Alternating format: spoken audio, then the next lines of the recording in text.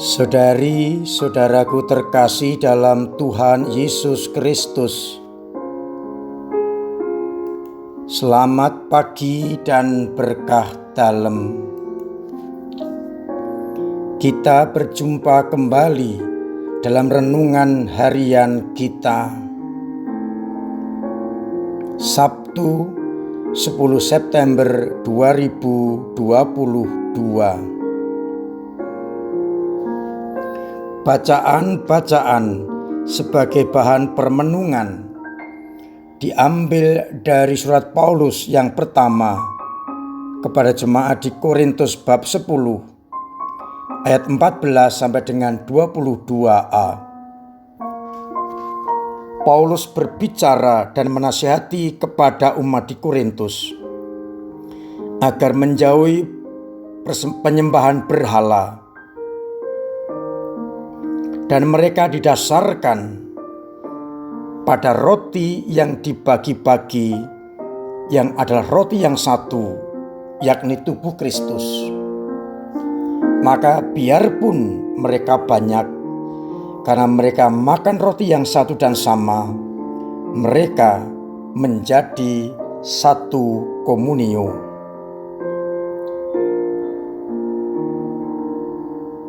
Maka mereka diajak menjauhi penyembahan berhala dan perjamuan roh-roh jahat.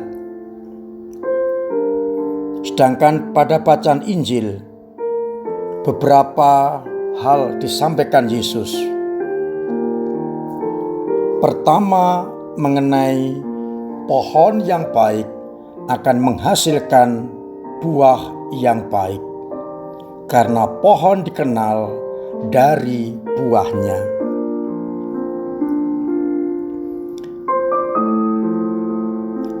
Dari situ Yesus kemudian menambahkan,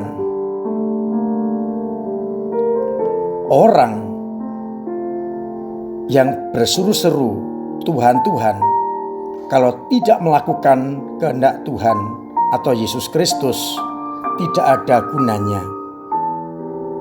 Sama dengan orang yang mendirikan rumah tetapi tidak mempunyai dasar, maka air bah akan menghantam rumah itu. Maka kalau orang mendengarkan suara Tuhan, berseru Tuhan, Tuhan, dan melakukan kehendak Tuhan, maka ibaratnya orang yang mendirikan rumah di atas dasar yang kokoh kuat, tidak akan dirobohkan, dirusakkan oleh kuasa manapun juga. Saudari-saudaraku terkasih dalam Kristus, marilah kita mencoba untuk menyatukan kedua bacaan menjadi satu titik permenungan kita. Kita pertama-tama diingatkan oleh Santo Paulus, kita makan dan minum dari roti dan anggur yang sama, tubuh dan darah Kristus, sehingga kita menjadi satu keluarga, satu komunio, karena kita mendapatkan bagian dari roti yang satu dan sama. Oleh karena itu, kita bersaudara dengan siapapun juga yang berkehendak baik dan menjadi murid-murid Kristus. Istilah lain, kita adalah tubuh Kristus dan Kristus adalah kepalanya. Apa konsekuensinya bagi orang yang mengaku diri sebagai anggota tubuh Kristus, yakni menghasilkan buah yang baik, menghasilkan sesuatu yang sangat berguna. Karena kalau kita menghasilkan buah yang baik, boleh dinantikan bahwa sumber dan pohon itu adalah baik karena Kristus sebagai kepalanya. Itu berarti tindakan, hidup, dan karya-karya kita harus bersumber pada Yesus Kristus. Maka kita diingatkan, bukan orang yang berseru Tuhan, Tuhan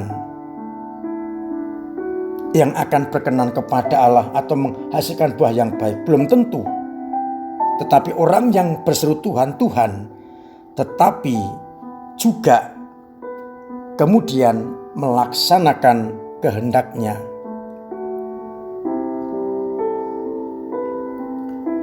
Apa yang kita ungkapkan, apa yang kita wujud nyatakan, hendaknya bersumber dari pokok yang satu dan sama, yakni Yesus Kristus itu sendiri.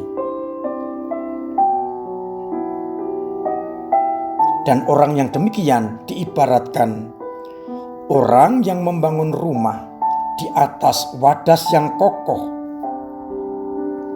Dasarnya kuat di atas batu.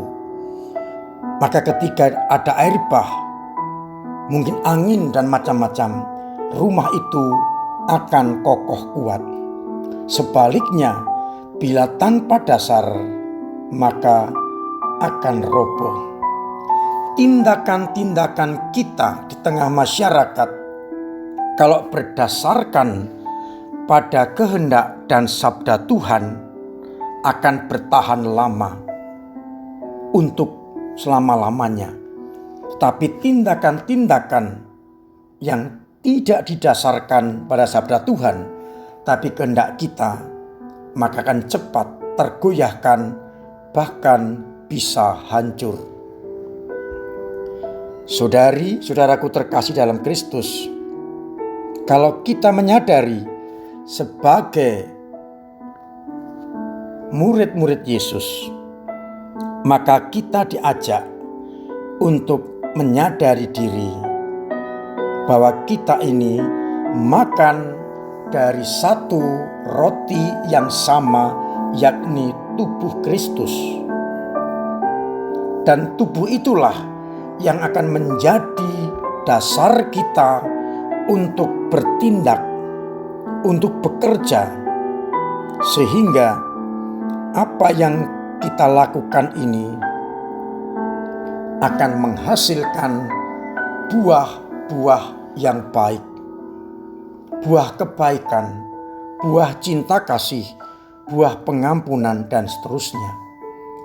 Tetapi sekali lagi tidak mudah, karena dunia menggoda kita.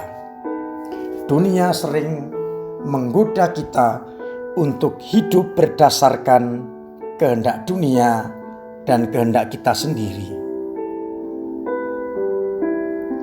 Kita harus ingat akibatnya bila kita bertindak tanpa dasar, bagaikan rumah yang didirikan di atas pasir tanpa dasar. Ketika badai datang, robohlah rumah itu. Kalau iman kita tidak didasarkan pada Yesus Kristus, tapi pada pencitraan, maka iman kita akan mudah digoyahkan oleh kuasa manapun juga. Untuk itu saya ajukan pertanyaan permenungan. Sadarkah kita bahwa kita ini yang telah menerima tubuh Kristus yang sama menjadi satu komunio, satu keluarga dengan Kristus sebagai dasarnya, yang menjadi pijakan kita semua tanpa kecuali untuk bertindak sehingga menghasilkan buah-buah yang baik. Dan itu berarti iman kita yang menghasilkan buah yang baik akan kokoh kuat berdiri karena didasarkan atas dasar Yesus Kristus. Kembali pertanyaannya, apakah hidupku saya dasarkan pada iman akan Yesus Kristus dengan segala konsekuensinya? Semoga dengan demikian kita layak dan mampu untuk menjadi anak-anaknya yang sejati. Tuhan memberkati kita sekalian. Amin. Marilah kita berdoa. Bapa yang penuh kasih, kami bersyukur boleh ambil bagian dari roti yang satu dan sama, yakni tubuh Kristus Putramu yang menjadi kekuatan dan dasar hidup kami. Semoga kami tetap Kau mampukan untuk mendasarkan hidup ini hanya kepada sabda dan kehendak Yesus Putramu, agar akhirnya kami boleh menghasilkan buah-buah yang baik, karena kami tetap mengambil sari dari sabda dan kehendak-Mu, seperti ranting yang menempel pada pokok anggur akan menghasilkan anggur-anggur yang baik. Dan semoga dengan demikian kami akan mampu beriman dengan kokoh dan teguh, karena iman kami didasarkan atas sabda dan kehendak sabda Yesus Kristus Putramu. Mampukanlah kami untuk mewujud nyatakan iman dengan berdasarkan sabda dan kehendak Yesus Putramu yang kami imani. Ya Bapa, kami berdoa bagi umat Paroki Kudus yang sedang sakit. Semoga Engkau jamah, Engkau sembuhkan, sehingga mereka boleh mengalami sukacita dan beraktivitas seperti sedia kala. Yang mempunyai beban berat, Engkau ringankan, Engkau bantu untuk menyelesaikannya, sehingga mereka bisa lega bernapas karena bebannya mulai berkurang.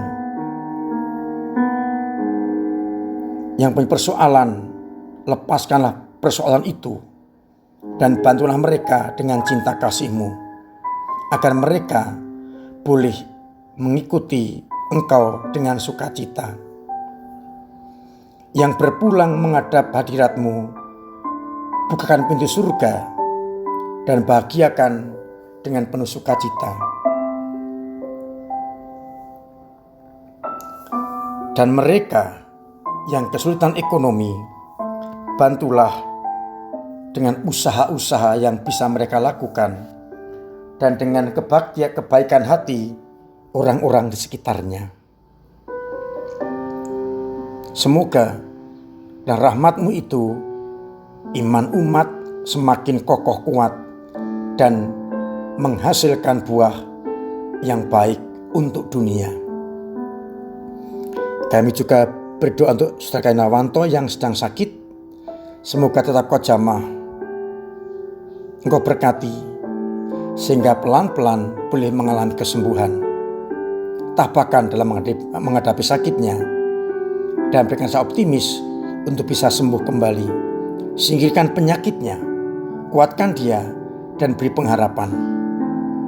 Karena bagi-Mu tidak ada yang mustahil. Dan semoga Engkau ya Tuhan berkenan melimpahkan berkat untuk kami semua, Bapa dan Putra dan Roh Kudus. Amin.